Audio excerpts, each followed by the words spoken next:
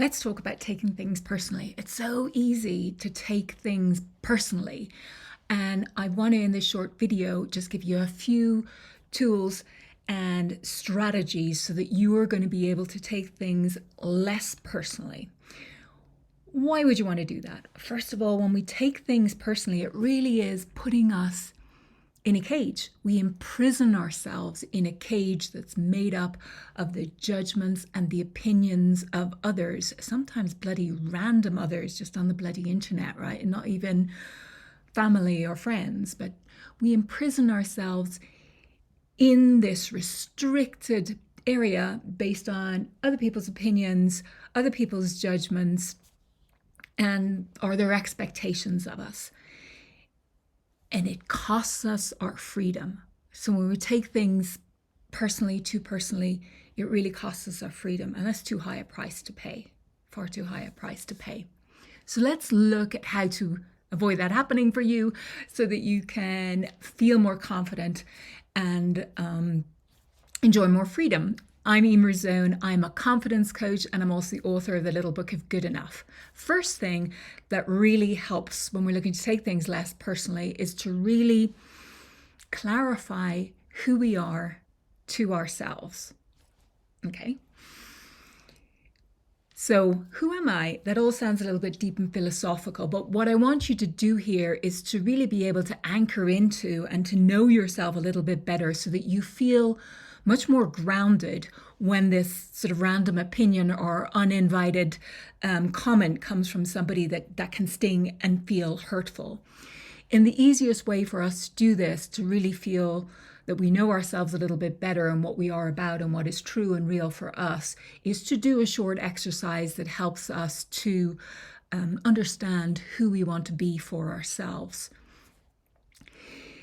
Simple way that you can do this is just to take a simple piece of paper and think about who you are as a friend, who you are as a parent, who you are as a citizen, who you are in any sort of main area or life domain. And we're looking at really how you want to show up and what you want to embody and what feels right and true for you. And maybe you're not like hitting this 100%, knocking it out of the park every time, but it can be things like, for me as a friend, I am kind, I am patient, I'm considerate, I'm generous, things like that. But we want to have them to hand, to know them, and to feel a connection to them, so that when something comes in or somebody is throwing a judgment at us, that we feel grounded in a deeper level of knowing who we are. So that's the first step. Just take some time to think about who you are, what you want to embody, so that you can begin to be more consciously aware of that and take more ownership. And it can really help steady you when you're feeling unsettled, when you get these judgments coming your way. Second thing is to be open to and welcome feedback from what I call approved sources. So these are trusted close friends whose opinion really matters to you. Know who those people are. Because sometimes we'll want feedback. Some feedback is welcome when it comes from the right people with the right intent, people who care about us, who we trust. And we can learn from that and grow from that. So it's not that we're closed off and we're like, I don't want to hear anyone's opinion of me ever. Actually, I do.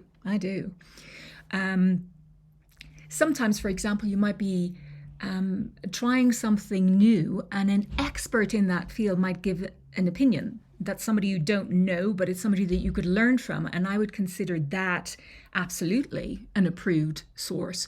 So we have to sort of practice being open to that, where it's helpful for us.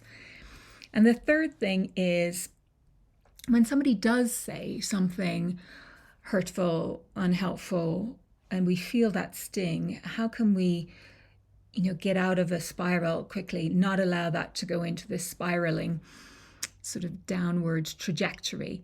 And the first thing is we don't want to like squish it and push it away entirely. We want to notice what's happening, recognize,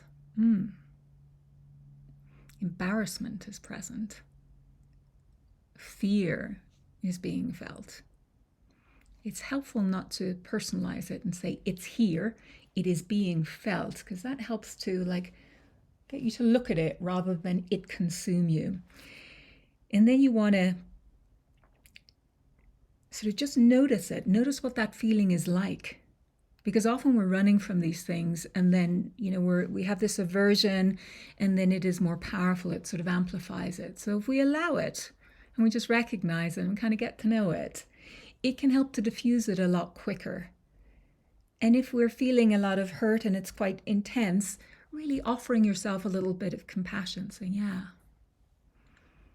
it's difficult when we're making changes in our lives and when people judge. Yeah, that can feel tough. You're doing great. Keep going.